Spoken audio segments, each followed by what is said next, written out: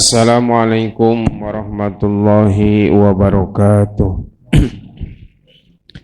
Alhamdulillahi rabbil alamin, wal aqibatu lil muttaqin, wala udwana illa 'alal zalimin. Asyhadu an la ilaha illallah wa asyhadu anna Muhammadan abduhu wa rasuluh. Allahumma salli ala sayyidina Muhammad wa ala ali sayyidina Muhammad. Faqala Allah ta'ala fil Qur'anil Karim wa huwa asdaqul qailin. A'udzu billahi minasy syaithanir rajim. Bismillahirrahmanirrahim. Wa idz ta'adzana rabbukum la in syakartum la azidannakum wa la in kafartum inna adzabi lasyadid. Al-ayah. Wa qala Rasulullah sallallahu alaihi wasallam, talabul ilmi faridatun ala kulli muslimin wal muslimat wal mu'minin wal mu'minat minal mahdi ilal lahdi. Sadaqallahul azim wa sadaqa rasuluhul karim wa nahnu ala dzalika minasyahidin. Puji dan syukur marilah kita panjatkan kehadirat Allah Subhanahu wa taala karena atas limpahan hidayah, taufik serta inayahnya. Alhamdulillah wa syukurillah kita masih diberi jatah usia oleh Allah Subhanahu wa taala sampai detik hari ini, dan kita juga masih diberi kesempatan oleh Allah untuk bisa melaksanakan sebagian perintahnya serta mensuri taladani sunnah-sunnah Rasulullah sallallahu alaihi wasallam dalam rangka bertolabul ilmi. Salawat serta salam semoga senantiasa tercurah limpahkan kepada baginda alam, yakni habibana wa nabiyyana wa rasulana Muhammad sallallahu alaihi wasallam, juga kepada keluarganya, kepada para sahabat, para tabi'in, itba'ut tabi'in, termasuk kepada kita semua selaku umatnya. Mudah-mudahan kita senantiasa istiqomah menjalankan sunnah-sunnah Rasulullah sallallahu alaihi wasallam. Mudah-mudahan juga dengan kita senantiasa istiqomah menjalankan sunnah-sunnah Rasulullah, mudah-mudahan kita diangkat menjadi umatnya, diakui menjadi umatnya, yang mudah-mudahan kita mendapatkan syafaatul uzma nanti di yaumil qiyamah. Amin ya Allah ya rabbal alamin. Hadirin kaum muslimin wal muslimah rahimakumullah, masih dalam pembahasan tentang puasa. Kemarin telah membahas masalah kewajiban qada dan kifarat. Sekarang membahas tentang hal-hal yang membatalkan puasa. Bismillahirrahmanirrahim. Paslun ari ieu eta hiji pasal.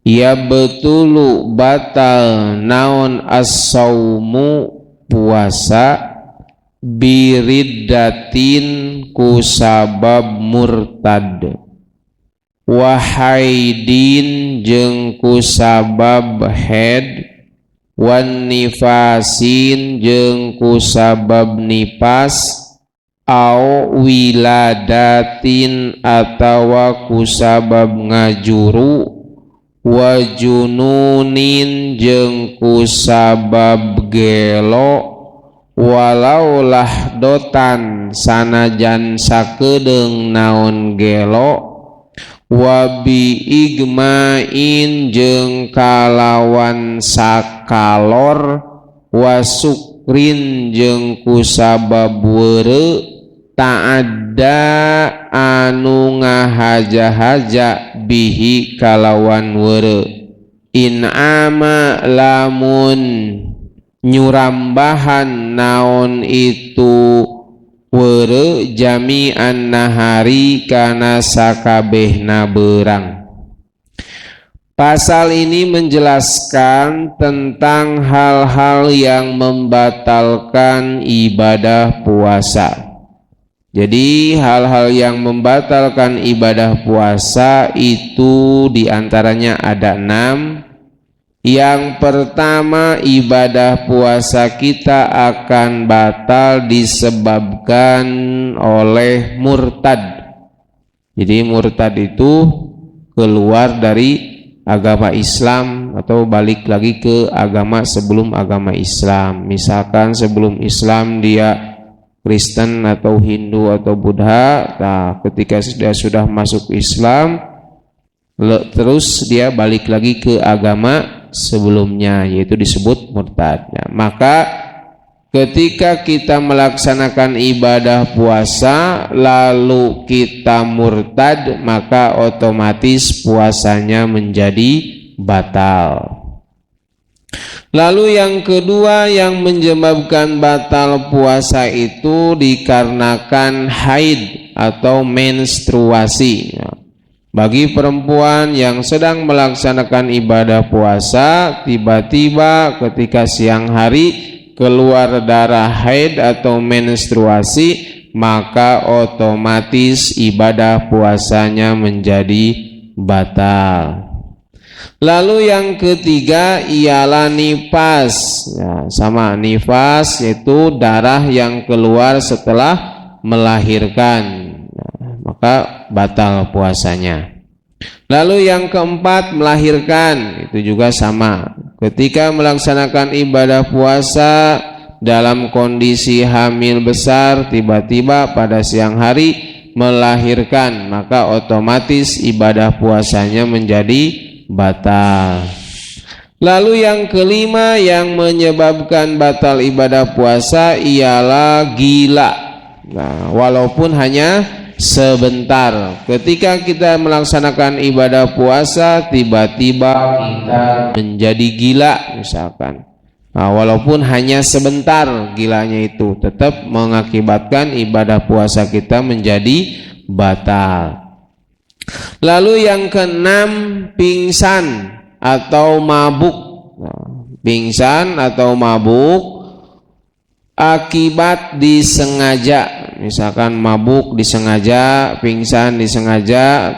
Jika terjadi di sepanjang hari, itu mengakibatkan ibadah puasa kita menjadi batal. Misalkan ketika sudah masuk fajar tiba-tiba pingsan, sadar-sadar sesudah maghrib, berarti habiskan waktu ibadah puasanya di siang hari. Nah, itu mengakibatkan puasanya batal, tidak ada puasa, berarti wajib diqodho, kecuali tidak menghabiskan waktunya. Misalkan pingsan sesudah subuh, terus siuman ketika misalkan zuhur atau menjelang asar atau sebelum maghrib lah, udah sadar kembali, nah itu langsung dilanjutkan ibadah puasanya, tidak mengakibatkan puasanya menjadi batal. Jadi yang batal itu ketika udah berniat puasa tiba-tiba pingsan dan siuman itu ketika sudah masuk waktu maghrib, jadi habis waktu siang untuk melaksanakan ibadah puasa. Nah itu maka puasanya tidak sah atau batal dan wajib diqodho. Tetapi kalau dia keburu sadar sebelum waktu maghrib, maka bisa melanjutkan puasa. Misalkan tadi udah niat puasa sekitar jam 7 atau jam 8, dia tiba-tiba pingsan, sadar-sadar ketika menjelang maghrib atau asar, maka itu tidak batal puasanya, tinggal dilanjutkan sampai maghrib. Itu diantara hal-hal yang membatalkan puasa selain makan dan minum. Itu diantaranya tadi ada murtad, ada haid, ada nifas, ada melahirkan, ada gila walaupun hanya sebentar. Nah, kalau gila tidak usah menghabiskan waktu sepanjang siang, tapi walaupun hanya sebentar itu mengakibatkan ibadah puasanya menjadi batal. Lalu pingsan ya ataupun mabuk yang disengaja yang menghabiskan waktu siangnya di hari bulan puasa. Nah, selain jadi tadi makan, minum dan lain sebagainya, ini ada tambahan. Jadi hal-hal yang membatalkan ibadah puasa. Hal-hal yang membatalkan puasa seseorang akan otomatis batal jika pada siang bulan Ramadan datang pada orang tersebut sifat murtad, tadi gila, haid, nifas atau melahirkan, serta pingsan dan mabuk yang terjadi akibat kecerobohan yang keduanya berlangsung sepanjang hari. Itu bagaimana dengan orang yang tidur seharian? Apakah puasanya tetap dianggap sah? Misalkan orang yang tidur sesudah subuh langsung tidur, bangun-bangun maghrib misalkan, apakah puasanya dianggap sah? Ada ulama yang mengatakan puasanya tidak sah, sebagaimana perihal orang yang pingsan. Namun yang sahih dari pendapat madhab Imam Syafi'i, tidur seharian tersebut tidak merusak puasa, karena orang yang tidur masih termasuk ahliyatul ibadah, yaitu orang yang dikenai kewajiban untuk melaksanakan ibadah. Catatan, gila dan murtad merupakan termasuk perkara yang membatalkan puasa. Kedua sifat ini akan membuat puasa seseorang menjadi tidak sah, karena orang yang dalam keadaan gila dan murtad tidak dikenai kewajiban ibadah puasa. Muhammad Al-Hisni berkata, jika datang gila atau ada orang yang murtad, maka batallah puasanya, karena tidak termasuk ahliyatul ibadah, yaitu orang yang dikenai kewajiban melaksanakan ibadah, dalam kitab Kifayatul Ahyar. Lalu bagaimana dengan orang yang pingsan? Dijelaskan oleh Muhammad Al-Hisni bahwa jika hilang kesadaran di keseluruhan hari tadi, mulai dari terbit fajar atau subuh hingga tenggelam matahari, itu maka tidak sah puasanya. Jika tidak, yaitu tersadar di sebagian waktu siang, puasanya sah. Demikian menurut pendapat Imam Syafi'i, dari perselisihan kuat yang terdapat pada perkataan Imam Syafi'i. Jadi seperti tadi, kalau pingsannya menghabiskan waktu sepanjang siang hari, maka puasanya batal. Tapi bila mana dia tersadar sebelum waktu maghrib, masih ada waktu untuk melaksanakan puasa, maka puasanya dianggap sah, tinggal melanjutkan. Itu diantaranya hal-hal yang membatalkan ibadah puasa. Itu diantaranya tadi. Ada pertanyaan mengenai hal-hal yang membatalkan puasa?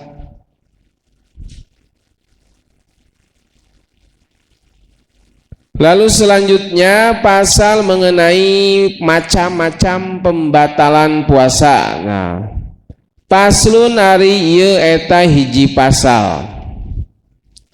Al-iftaru ari buka puasa, pi Ramadona dina bulan puasa Ramadan, eta arbaatu anwain, aya opat pirang-pirang warna. Wajibun hiji, aya buka anu wajib, kama seperti perkara anu tetep perkara teh pil haidi di jalma anu head, wan nupasai jeung jalma anu nipas. Nah, jadi buka puasa di bulan Ramadan itu ada 4 tingkat, ada 4 bagian. Ada yang diwajibkan berbuka, ada yang nanti jaiz, boleh buka, boleh tidak, dan lain sebagainya. Jadi yang pertama, yang wajib berbuka itu kepada kepada seseorang yang apabila di siang hari dia berpuasa, dia kedatangan haid atau nipas, maka puasanya wajib berbuka. Wal jaiju jeung kadua aya buka anu wenang. Jadi wenang teh boleh buka boleh tidak. kama saperti perkara anu tetep perkara teh pil musafiri di jalma anu keur nyanyabaan musafir, wal maridi jeung jalma anu gering. Boleh buat orang yang sedang bepergian seukuran dia boleh melaksanakan qosor sholat, jadi sholatnya boleh dikosor, berarti kurang lebih jaraknya sekitar 96 km. Nah, maka boleh dia untuk berbuka misalkan jadi boleh, atau mau melanjutkan puasanya juga boleh, atau untuk orang yang sedang sakit. Nah, sedang sakit misalkan dia boleh berbuka, boleh juga apabila kuat boleh juga melanjutkan. Tapi kalau misalkan ada kecenderungan kalau berpuasa mengakibatkan sakitnya bertambah parah, atau ada rekomendasi dokter bahwa dilarang berpuasa, maka membatalkan puasanya menjadi wajib, bukan hanya sekedar boleh gitu. Tapi boleh itu kalau misalkan sakitnya tidak terlalu parah. Nah, itu boleh puasa, boleh tidak, atau ada rekomendasi dokter silahkan Pak, mau puasa silahkan, mau berbuka juga silahkan. Nah, itu balik lagi ke kita masing-masing. Wala jeung teu wajib jeung henteu oge wenang. Jadi teu wajib buka, henteu wenang buka. Kama fil majnun, kama seperti perkara anu tetep perkara teh fil majnuni di jalma anu gelo. Nah, anu gelo mah teu wajib buka, teu wajib henteu buka gitu, terserah karena kondisinya udah dalam keadaan gila. Wa muharramun jeung aya buka anu diharamkeun, kaman saperti jalma kaman seperti jalma ahoro anu ngahirkeun saha jalma qodoa Ramadana kana ngodoan bulan Ramadan, ma'a tamakunihi sarta kongang itu jalma kana ngodoan hatta doko sahingga sempit naon al waktu anhu tina kodo. Yang keempat ada buka yang diharamkan, yaitu bukanya orang yang mengakhirkan kodo di bulan Ramadan. Jadi dia ada kodo di bulan puasa Ramadan. Nah, dia mengakhirkan kodo tersebut padahal dia mampu banyak waktu untuk melaksanakan kodo, tetapi dia mengakhirkan kodonya sehingga sempit waktu, keburu datang lagi bulan Ramadan. Nah, maka dia wajib tetap berpuasa dan diharamkan untuk membatalkan puasa. Jadi ketika kita mempunyai hutang puasa, misalkan khususnya bagi perempuan, karena perempuan itu umumnya tidak bisa sempurna 30 hari, maka pasti ada beberapa hari yang batal puasanya diakibatkan menstruasi. Nah, maka ketika beres 1 Syawal, nah, jangan dulu melaksanakan puasa Syawal, karena puasa Syawal hukumnya sunat, tapi harus mendahulukan kodo puasa yang tertinggal. Misalkan ketika bulan puasa kita mempunyai hutang puasa 7 hari atau 5 hari atau berapa hari. Nah, ketika beres Syawal atau Lebaran, nah, misalkan orang tersebut mau melaksanakan puasa Syawal, nyawalan, nah, maka yang harus dilakukan ialah melaksanakan kodo terlebih dahulu sebelum melaksanakan puasa Syawal, karena tadi hukumnya mengkodo puasa adalah wajib, sedangkan hukumnya puasa Syawal adalah sunat. Nah, jangan sampai mendahulukan sunat, mengakhirkan qada. Ditakutkan misal ketika kita melaksanakan sunat, lalu karena umur tidak ada yang tahu, qada tidak terlaksanakan, keburu misalkan kita meninggal dunia, maka tetap kita berdosa karena kita meninggalkan qada. Jadi itu caranya, ketika mau Syawalan kita usahakan melaksanakan qada terlebih dahulu, karena qada sekali lagi hukumnya wajib. Kalau Syawalan hukumnya sunat. Kalaupun tidak dilaksanakan juga Syawalan mah tidak menjadi dosa, tetapi qada itu hukumnya wajib. Seperti halnya orang yang mempunyai uang, apakah dia dahulukan sedekah atau dahulukan membayar hutang?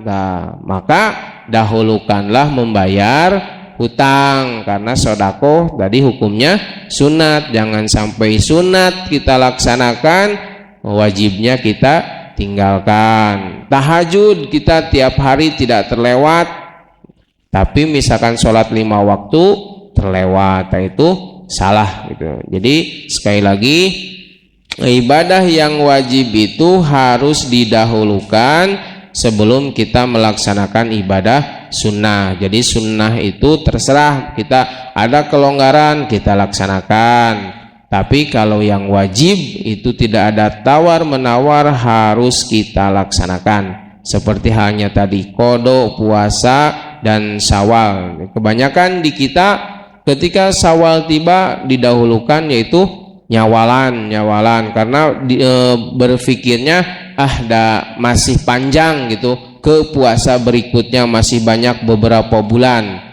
Tapi kan pada dasarnya tidak ada jaminan kita bisa hidup sampai puasa bulan depan. Makanya diusahakan atau ditekankan, dahulukanlah dulu membayar hutang puasa kita, lalu boleh kita melaksanakan Syawalan atau puasa Syawal. Itu diantaranya. Jadi pasal ini menerangkan tentang macam-macam pembatalan.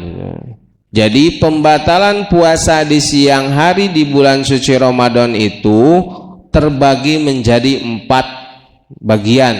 Yang pertama diwajibkan. Jadi diwajibkan ketika bulan puasa kita membatalkan puasa kita karena disebabkan wanita yang mengalami haid atau nifas. Jadi bagi perempuan ketika berpuasa di bulan suci Ramadan datang haid atau nifas, maka itu diwajibkan untuk berbuka. Jadi kalau dia melanjutkan puasanya berarti diharamkan, kebalikannya.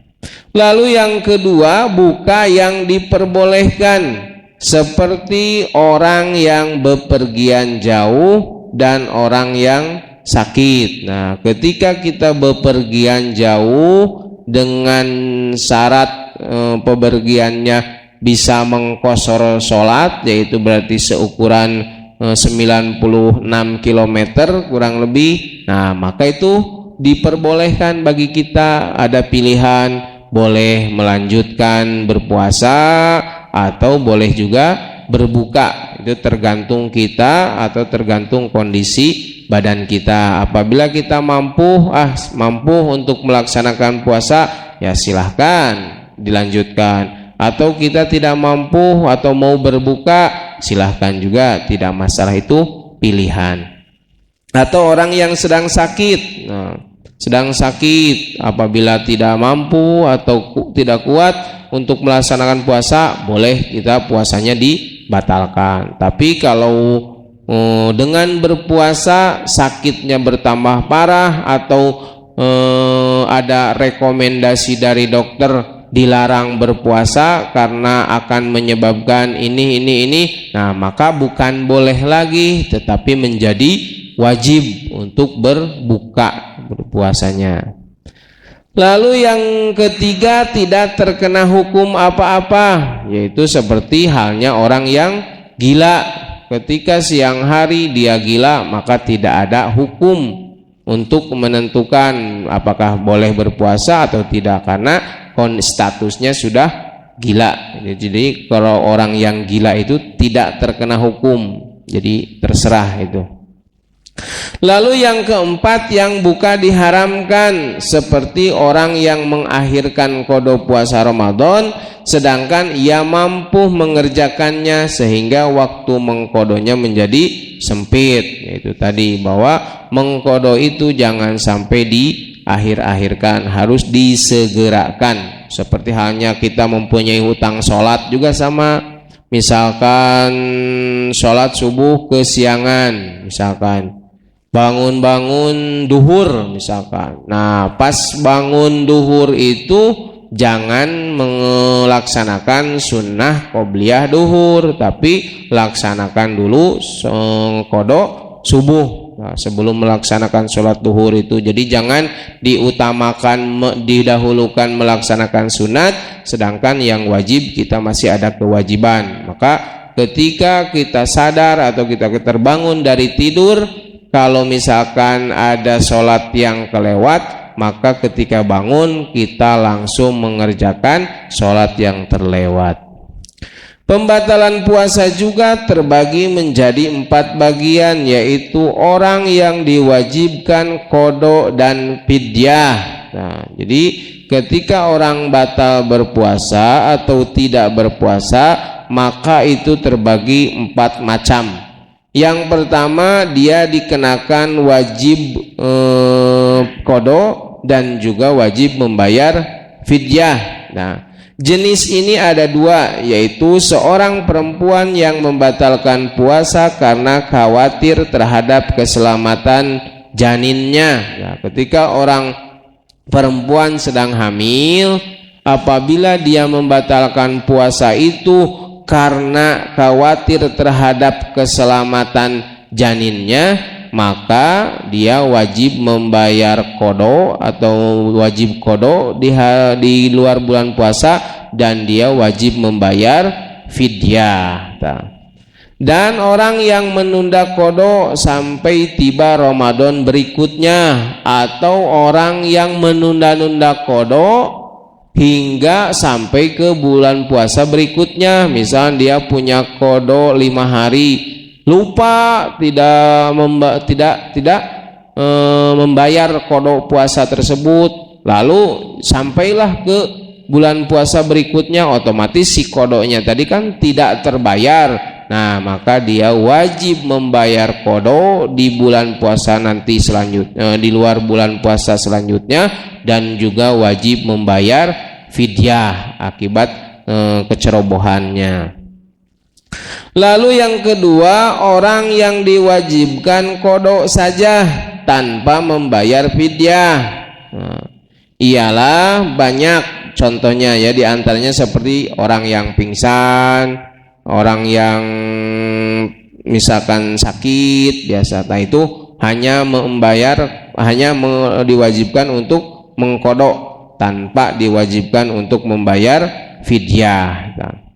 Lalu yang ketiga, orang yang diwajibkan membayar fidyah saja tanpa harus mengqada, seperti orang yang sangat tua yang tidak ada, atau orang yang sakit. Orang yang pertama, orang yang sangat tua yang tidak kuat lagi berpuasa, atau orang yang sakit yang tidak ada harapan untuk sembuh. Itu mah berarti hanya membayar fidyah. Jadi kepada orang tua yang sudah pikun misalkan, itu tidak diwajibkan untuk mengqada, karena ya susah, misalkan karena di hari bulan puasa aja karena kondisinya sudah tua renta gitu, tidak kuat, jangankan di luar bulan puasa. Jadi tidak ada kemungkinan dia bisa melaksanakan puasa walaupun di luar bulan puasa. Nah, maka dia hanya diwajibkan untuk membayar fidyah, tidak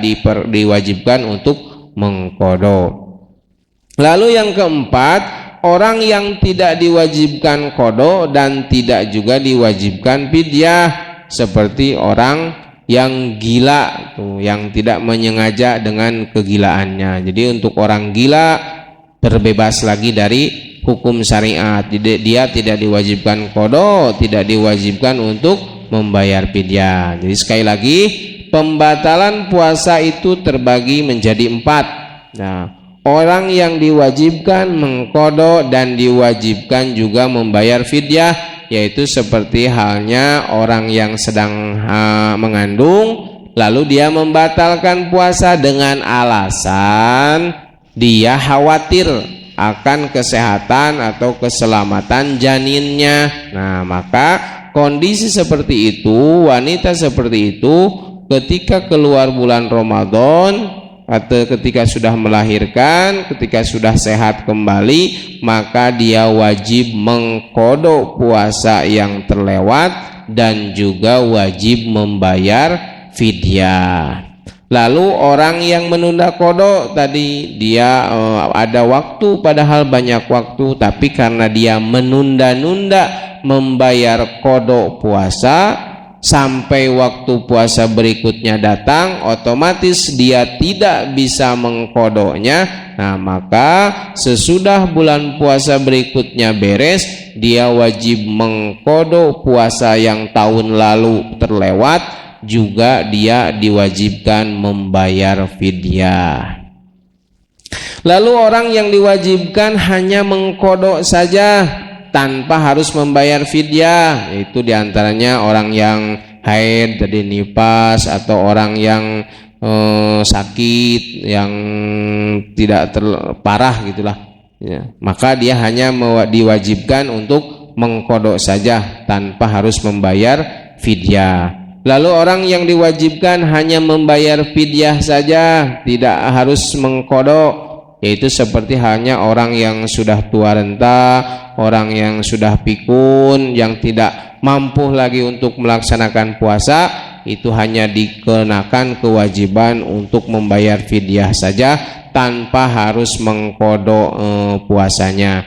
Atau orang yang sakit, yang sedikit kemungkinan sembuh, nah itu juga hanya kena kewajiban untuk membayar fidyah saja, tidak ada kewajiban untuk mengqada puasanya. Dan yang keempat, orang yang tidak dikenakan kewajiban mengqada dan membayar fidyah, yaitu orang yang mengalami gangguan jiwa. Nah, itu mah tidak ada kewajiban. Wajib mengqada dan membayar fidyah. Adapun yang membatalkan puasanya demi orang lain tadi seperti ibu yang menyusui atau ibu yang hamil, dan orang yang menunda qada puasanya karena kelalaian hingga Ramadan tahun berikutnya tiba, maka kedua mendapat beban tambahan. Tuh, keduanya diwajibkan membayar fidyah di samping mengqada puasa yang pernah ditinggalkannya. Sebagaimana didasarkan pada hadis, barang siapa saja menjumpai Ramadan lalu tidak berpuasa karena sakit kemudian sehat kembali dan belum mengqadanya hingga Ramadan selanjutnya tiba, maka ia harus menunaikan puasa Ramadan yang sedang dijalaninya. Setelah itu mengqada ulang puasa dan memberikan makan kepada seorang miskin 1 hari yang ditinggalkan sebagai kifarat atau membayar fidyah. Ini didasarkan hadis Ad-Daruqutni dan Al-Baihaqi. Keluar dari kategori memiliki kesempatan untuk mengqada adalah orang yang senantiasa melakukan perjalanan atau safar seperti pelaut, orang sakit hingga Ramadan berikutnya tiba, orang yang menunda karena lupa, atau orang yang tidak tahu keharaman menunda qada, tetapi kalau ia hidup berbaur dengan ulama, maka ketidaktahuannya atas keharaman penundaan qada bukan termasuk udzur. Kecuali penundaan qadanya akibat dia sakit, sehabis bulan Ramadan itu dia sakit terus-terusan hingga menjumpai Ramadan berikutnya, yaitu tidak harus membayar fidyah tapi hanya mengqadha. Atau juga orang yang karena lupa misalkan padahal udah niat sesudah Ramadan beres dia akan mengqadha, tetapi dikarenakan lupa pas ingat dia udah masuk bulan Ramadan berikutnya, yaitu maka dia hanya dikewajibkan untuk mengqadha. Atau orang yang tidak tahu akan keharaman menunda qadha, tetapi kalau dia berbaur dengan ya sekitar ulama atau banyak media lah yang bisa diakses untuk mencari tahu tentang keharaman qadha, itu tidak termasuk udur, kecuali dia tinggal di daerah pedalaman yang jauh dari ulama, jauh dari akses untuk mengakses bahwa tentang ilmu-ilmu puasa atau keharaman qadha, maka itu tidak termasuk udur. Kalau dia jauh dari ulama atau hidup di pedalaman, maka itu yang dikatakan udur. Alasan seperti ini tidak bisa diterima tuh, sama halnya dengan orang yang mengetahui keharaman berdehem saat sholat tetapi tidak tahu batal sholatnya karenanya, asal tahu beban fidyah itu terus muncul seiring dengan pergantian daun dan tetap menjadi tanggungan orang yang berhutang selama belum dilunasi. Jadi terus beban qadha dan fidyah itu selama tidak dibayar terus kena kewajiban. Misalkan bulan puasa tahun ini mempunyai hutang qadha 5, tidak dibayar misalkan hingga jatuh sehingga sampai lagi ke bulan puasa berikutnya, berarti punya hutang qadha 5, fidyah 5. Lalu tahun berikutnya sama halnya kayak gitu, misalkan punya hutang 5 qadha, berarti nambah lagi jadi 10, berarti kan fidyahnya juga 10 terus berlanjut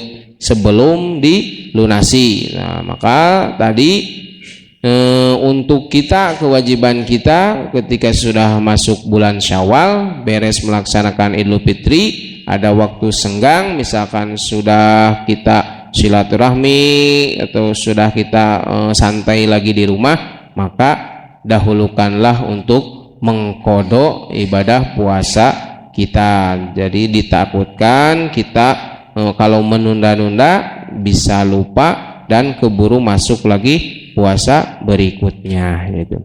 Dari keterangan Syekh Nawawi Banten ini kita dapat membuat perincian apakah ketidaksempatan mengqadha puasa sehingga Ramadan berikutnya tiba disebabkan karena sakit, lupa, atau memang kelalaian menunda-nunda. Kalau disebabkan karena kelalaian, tentu yang bersangkutan wajib mengqadha dan juga membayar fidyah sebesar 1 mud untuk 1 hari hutang puasanya. Sebagaimana diketahui 1 mud setara dengan 543 gram menurut ulama Malikiyah, Syafi'iyah, dan Hanbaliyah. Sementara menurut ulama Hanafiyah 1 mud seukuran dengan 815,39 gram bahan makanan pokok seperti halnya beras dan gandum. Puasa wajib yang telah ditinggalkan memang sebaiknya diqadha segera selagi ada kesempatan. Tetapi sesungguhnya ada puasa wajib harus segera diqadha dan ada puasa wajib yang bisa ditunda perihal qadanya. Keduanya dibedakan dari segi kondisi pembatalan dahulu. Hal ini dijelaskan dalam kitab Kifayatul Ahyar. Puasa yang harus segera diqadha adalah puasa yang diabaikan, yaitu dibatalkan sengaja tanpa udur. Qadha puasa seperti ini haram ditunda-tunda. Sementara puasa yang tidak harus segera diqadha adalah puasa yang tidak diabaikan, yaitu pembatalan puasa karena sakit atau perjalanan. Qadha puasa seperti ini boleh ditunda selagi belum datang Ramadan berikutnya. Dari keterangan tersebut sudah jelas bahwa puasa Ramadan yang dibatalkan karena tanpa udzur wajib diqada segera mungkin, karena puasa tersebut dibatalkan sebagai bentuk kelalaian yang harus segera diqada. Sedangkan mereka yang tengah mengqada puasa tidak boleh membatalkannya di tengah jalan. Mereka harus merampungkan puasanya hingga maghrib tiba, sebagaimana keterangan dalam kitab Kifayatul Ahyar. Orang yang sedang mengqada puasa, jika itu termasuk puasa yang harus segera diqada, tidak boleh membatalkannya. Tetapi jika itu termasuk puasa yang tidak harus segera diqada, maka menurut pendapat yang sahih sebagaimana disebutkan oleh Imam Syafi'i dan dalam kitab seseorang tidak boleh membatalkan karena puasa qada itu sejenis puasa wajib dan tidak ada udzur untuk itu sehingga ia harus merampungkan puasanya hingga maghrib. Logikanya serupa dengan orang yang sholat di awal waktu, orang ini tidak boleh membatalkan sholatnya. Jadi mengqada puasa itu ada yang wajib segera dilaksanakan, ada yang boleh ditunda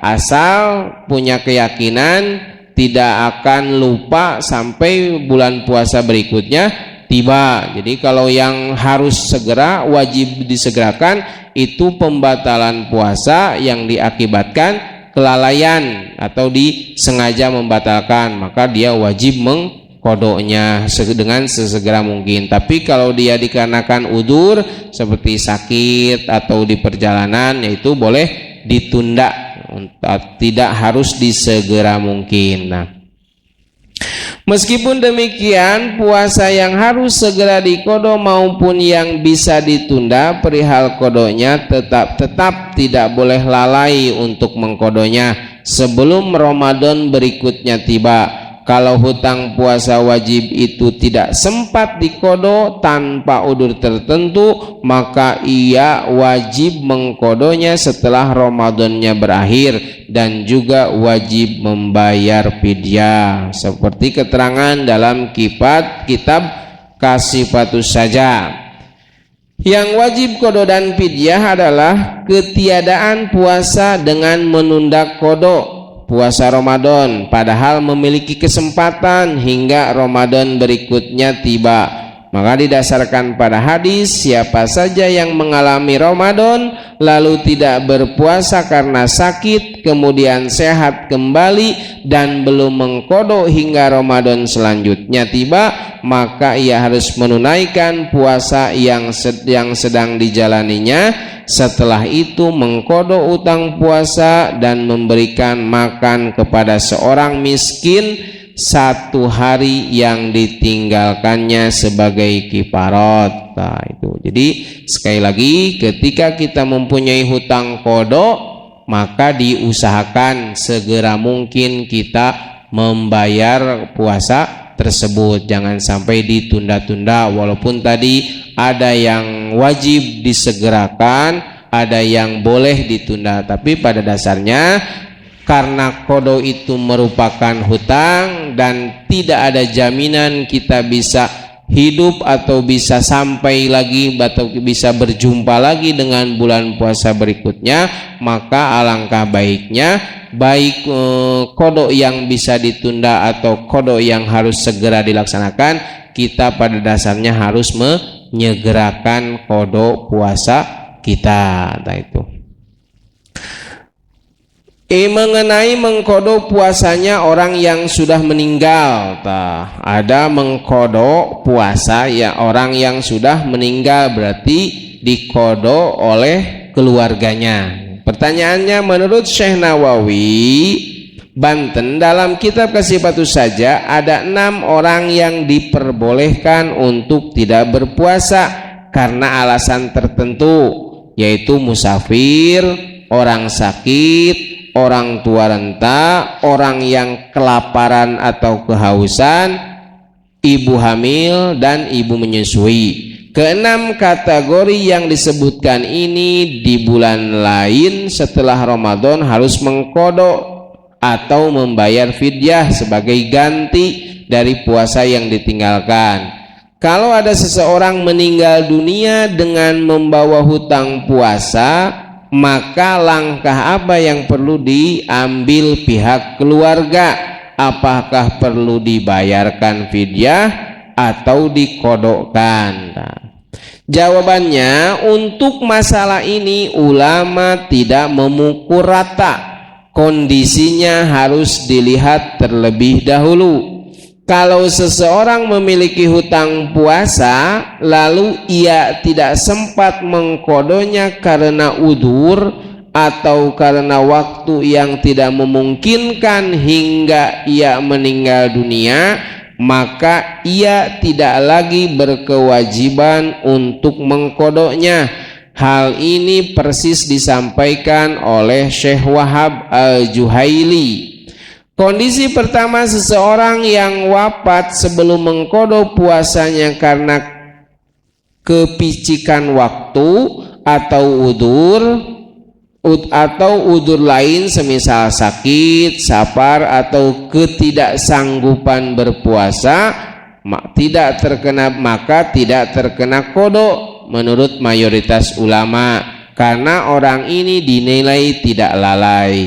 Ia juga tidak berdosa karena tidak memungkinkannya melangsungkan kewajiban itu hingga wafat.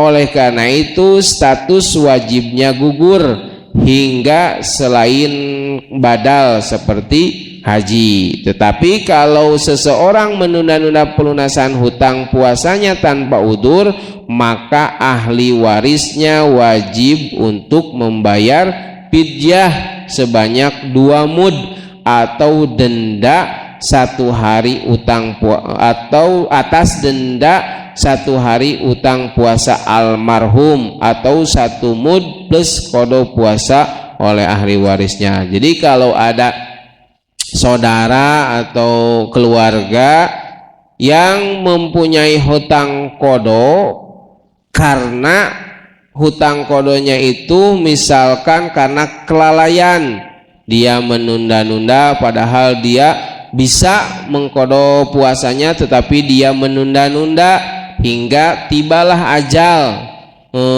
atas orang tersebut, otomatis dia mempunyai hutang atas qadha puasa. Nah, maka untuk ahli warisnya diwajibkan untuk mengqadha puasanya keluarga yang sudah meninggal tersebut tuh. Maka ahli warisnya berkewajiban membayar fidyah. Membayar fidyah yaitu sebanyak 2 mud untuk 1 hari puasa. Jadi apabila ada keluarga yang meninggal dunia dan mempunyai hutang puasa, dia tidak sempat mengqadha dikarenakan kelalaian, nah, maka kewajiban keluarganya ialah melaksanakan qadha puasa atau membayar fidyah sebanyak 2 mud untuk 1 hari, sebanyak 2 mud, atau bisa 1 mud plus 1 puasa. Jadi boleh membayar 2 mud tanpa melaksanakan puasa, boleh juga membayar 1 mud plus 1 puasa. Jadi apabila saya mau 2 mud aja untuk sehari puasa, boleh membayar fidyahnya sebanyak 2 mud.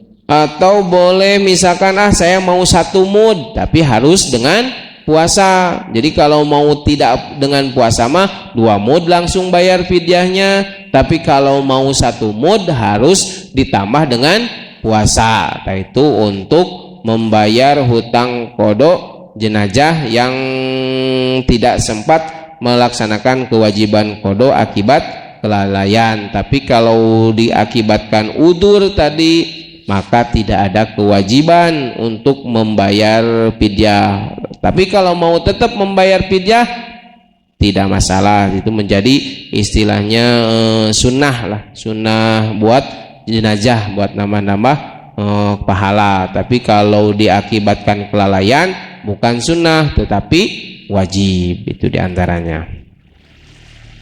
Hal ini diterangkan oleh Syekh Nawawi, dikatakan di Syarhul Manhaj, kalau seseorang menunda qada tersebut, maksudnya qada puasa Ramadan, sementara ia sempat melakukannya hingga Ramadan berikutnya tiba, lalu ia meninggal dunia, maka harus diambil dari harta peninggalannya sebesar 2 mud untuk 1 hari utang puasanya, dengan rincian 1 mud denda luput qada dan 1 mud denda penundaan qada. Denda ini berlaku bila hutang puasanya tidak dikodokan. Kalau hutang puasanya dikodokan, maka cukup diambilkan 1 mud hanya untuk penunda. Tadi sama intinya, kalau mau membayar, jadi intinya kewajibannya yaitu membayar 2 mud untuk denda penundaan qada dan untuk denda qada. Jadi double gitu, denda penundaan, denda qada berarti 2 mud. Kalau dia mau 1 mud berarti harus ditambah puasa 1 hari. Jadi sama intinya tadi. Qada puasa oleh pihak ahli waris diharapkan dapat membebaskan jenazah dari tuntutan hukum di alam kubur dan di akhirat kelak, sebagaimana anjuran qada oleh mazhab Hambali itu. Seorang wali jenazah menurut pandangan mazhab Hambali dianjurkan untuk mengqada puasanya almarhum sebagai bentuk ihtiyat atau kehati-hatian bagi pembebasan kewajiban almarhum. Itu tadi. Jadi pada dasarnya qada puasa itu wajib disegerakan, jangan ditunda-tunda. Apabila kita lalai hingga puasa berikutnya tiba kita belum melaksanakan qada, maka ada kewajiban apabila dia meninggal dunia, maka ada kewajiban bagi seorang ahli waris untuk mengqada puasa jenazah tersebut dengan ukuran tadi membayar 2 mud fidyah untuk 1 hari puasa. Bisa juga membayar 1 mud plus 1 hari puasa, itu diakibatkan karena kelalaian.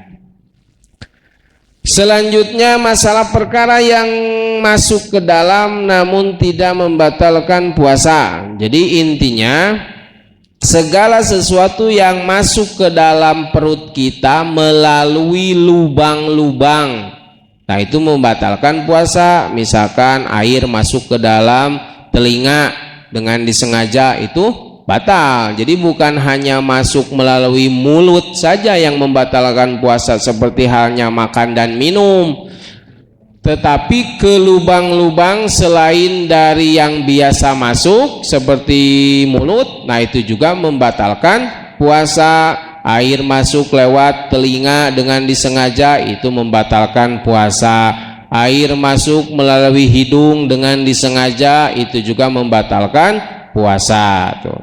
Tapi ada perkara yang masuk ke dalam tubuh namun tidak membatalkan puasa. Nah, paslun ari ieu eta hiji pasal.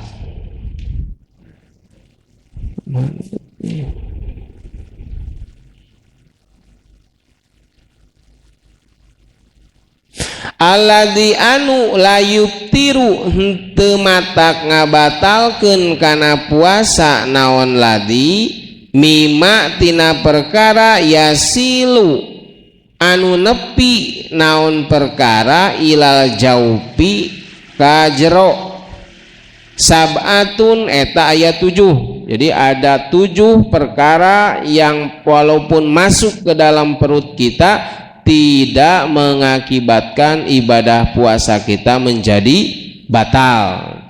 Yang pertama ialah perkara yang masuk ke dalam anggota tubuh disebabkan lupa. Nah, makan, minum kan itu otomatis masuk ke dalam perut.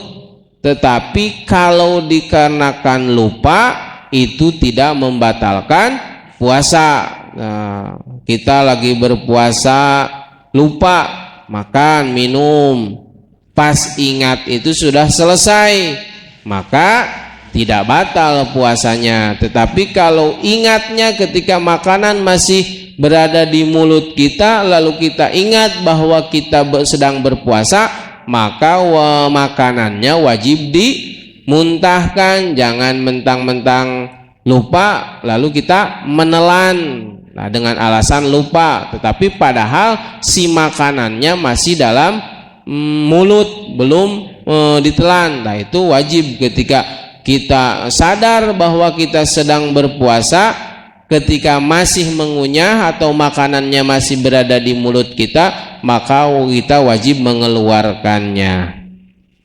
Yang kedua, karena disebabkan tidak mengetahui hukumnya, dikarenakan bodoh. Misalkan kita tidak tahu bahwa kalau sedang berpuasa itu makan dan minum itu tidak batal, nah maka diampuni, tidak membatalkan puasa, tapi dengan syarat yaitu bodoh. Tapi kalau untuk zaman sekarang, kecil kemungkinan orang tidak tahu akan kebatalan puasa, kecuali dia malas menuntut ilmu. Nah, itu mah tidak menjadi udzur kalau misalkan dia tidak tahu dikarenakan dia malas mencari ilmu. Tapi yang dikatakan udzur itu ketika dia rajin mencari ilmu tetapi dia belum sampai ke pemahaman bahwa yang membatalkan puasa ini, nah itu diampuni. Atau dia berada di hutan yang tidak ada akses untuk mengetahui tentang pembatalan puasa, itu diampuni. Atau disebabkan dipaksa orang lain, nah itu tidak batal. Misalnya lagi berpuasa dipaksa, diancam makan atau minum, kalau tidak makan atau minum dibunuh, nah itu tidak membatalkan puasa, diancam itu. Lalu masuknya sisa-sisa makanan di sela-sela gigi sebab terbawa air liur, sedangkan ia kesulitan untuk mengeluarkan. Nah, itu juga tidak batal. Kalau kita habis makan, misalkan habis sahur, padahal udah gosok gigi. Nah, ketika subuh tiba, nah, ada sisa-sisa makanan yang terbawa dengan air liur, bukan yang sengaja. Kalau misalkan kita kerasa mah ada makanan di sela-sela gigi misalkan, nah itu mah wajib dikeluarkan. Tapi kalau tidak disengaja terbawa, tertelan bersamaan dengan air liur, maka itu tidak membatalkan puasa. Lalu yang kelima, perkara yang masuk ke anggota dalam yang berupa debu jalanan, nah itu juga tidak membatalkan puasa. Misalkan kita sedang berkendara motor atau sepeda atau jalan-jalan melewati daerah yang banyak debu misalkan, lalu terhiruplah si debu tersebut masuk misalkan, nah itu tidak membatalkan puasa. Lalu perkara yang masuk ke anggota dalam yang berupa ayakan tepung, itu juga sama. Ketika kita berpuasa, kita bekerja misalkan di pabrik tepung, lalu ada yang terhirup, nah masuklah ke dalam tubuh kita misalkan, nah itu juga tidak membatalkan puasa. Atau yang selanjutnya berupa lalat yang sedang terbang dan sejenisnya. Misal ketika kita sedang mengendarai motor atau sepeda atau berjalan, ketika kita menguap, ada binatang yang masuk misalkan ke dalam tubuh kita, nah itu juga tidak membatalkan puasa. Nah, lalu ada misalkan yang jadi perdebatan pernah perihal kentut di dalam air. Nah, itu kentut di dalam air. Nah, itu batal tidak puasanya kalau kentut di dalam air? Puasa batal tidak? Nah, batal atau tidak? Pernah mendengar kentut di dalam air? Nah, kentut di dalam air itu batal puasanya. Batalnya itu bukan karena kentutnya, nah, tapi karena masuknya air ke dalam lubang. Nah, kondisi di dalam air, misalkan ketika kita kentut, nah kan keterbuka si lubang anus itu ketika kentut. Nah, yang ditakutkan ketika terbuka air masuk. Jadi, nah itu yang dikhawatirkan di pembatalan tentang kentut di dalam air. Tapi kalau kita yakin tidak akan ada air yang masuk, itu tidak batal. Tapi dikhawatirkan ketika kita si lubang anus mengeluarkan angin, otomatis kan terbuka, klepnya terbuka. Nah, dikhawatirkan ketika terbuka itu air masuk. Itu yang menyebabkan kentut di dalam air menjadi batal. Tapi kalau misalkan setelah diteliti, misalkan tidak akan ada air yang masuk ke dalam anus ketika kita kentut di dalam air, ya berarti tidak batal. Tapi kalau misalkan dikhawatirkan akan ada air yang masuk, berarti batal puasanya. Itu diantaranya. Bagaimana dengan menghirup asap rokok orang lain?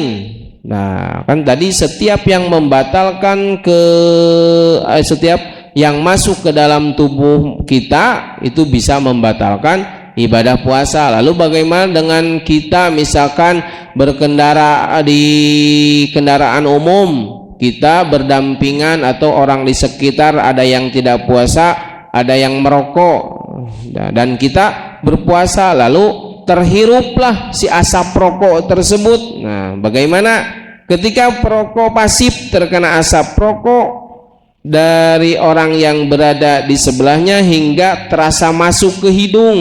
Apakah puasanya batal? Jawabannya tidak batal, karena itu sulit dihindari gitu. Jadi sebisa mungkin kita menghindari dengan cara misal menutup hidung atau ada masker memakai masker. Tetapi kalau susah dihindari dan tetap misalkan kehirup masuk melalui hidung kita, maka puasanya tidak menjadi batal. Nah, itu diantara hal-hal yang membatalkan puasa dan hal-hal yang walaupun masuk ke dalam tubuh kita tidak menjadi batal, seperti halnya disuntik misalkan, kan ada perdebatan apakah disuntik itu batal puasanya atau enggak karena ada cairan yang masuk ke dalam tubuh. Nah, itu tidak batal. Pertama, masuknya juga tidak melalui lubang-lubang yang ada di anggota tubuh, jadi itu tidak membatalkan puasa. Misalkan kita sedang sakit disuntik, nah itu tidak membatalkan puasa. Itu diantaranya hal-hal yang membatalkan puasa dan hal-hal yang walaupun masuk ke dalam tubuh tidak membatalkan puasa. Lalu misalkan apakah membatalkan puasa menelan air ludah setelah selesai berkumur saat wudhu? Misalkan setelah wudhu ada sisa air ketelan misal atau sengaja ditelan, apakah batal? Itu tidak batal kalau hanya sekedar sisa, kecuali kalau sengaja misalkan disisakan, sengaja disisakan lalu ditelan, itu batal. Itu balik lagi ke kita, apakah itu sengaja disisakan atau memang tersisa karena basah ketika basah sewajarnya lah gitu. Pasti setiap tempat yang terkena air pasti ada sisa airnya. Nah, sisa-sisa itu kalau sisanya wajar itu tidak batal, tapi kalau sengaja disisakan, nah itu menjadi batal. Nah, itu di antaranya mengenai puasa. Dan dengan pembahasan puasa ini maka selesailah satu kitab Kasifatu Saja ini telah selesai pembahasannya mulai dari awal, dan barusan mengenai puasa ini menjadi penutup untuk pembahasan kitab Kasifatu Saja. Nanti kita mau apakah diulangi sekali lagi atau melangkah ke kitab selanjutnya. nanti kita bahas sama-sama lah. Apakah diulangi lagi, misalkan takutnya ada yang belum paham atau terlewat, atau mau lanjut ke kitab selanjutnya. Tapi tetap masalah fikih, cuman paling ada perbedaan penjelasan sedikit-sedikit. Nah, nanti kita diskusikan lagi. Mau diulangi atau lanjut ke kitab berikutnya? Lanjut kitab berikutnya gitu. Lanjutnya berarti antara Fathul Qorib, kalau enggak Zubad. Nah, nanti kita di ini lagi kitab selanjutnya. Alhamdulillahirabbil alamin. Mudah-mudahan pembahasan kali ini ada manfaatnya untuk kita semua. Dan alhamdulillah kita sudah menyelesaikan satu kitab bernama Kitab Safinatus Saja. Mudah-mudahan dari awal sampai akhir dalam pembahasan Kitab Safinatus Saja ini memberikan keberkahan kepada kita semua, dan mudah-mudahan kita bisa mengamalkan apa-apa yang telah dipelajari di dalam kitab Kasifat Safinatus Saja, Safinatun Najah, Sarah Kasifatus Saja ini. Sekali lagi mudah-mudahan kita senantiasa istiqomah untuk bisa menjalankan apa-apa yang telah kita pelajari. Sekali lagi mohon maaf atas segala kekurangan, terima kasih atas segala perhatiannya. Billahi taufiq wal hidayah. Wassalamualaikum warahmatullahi wabarakatuh.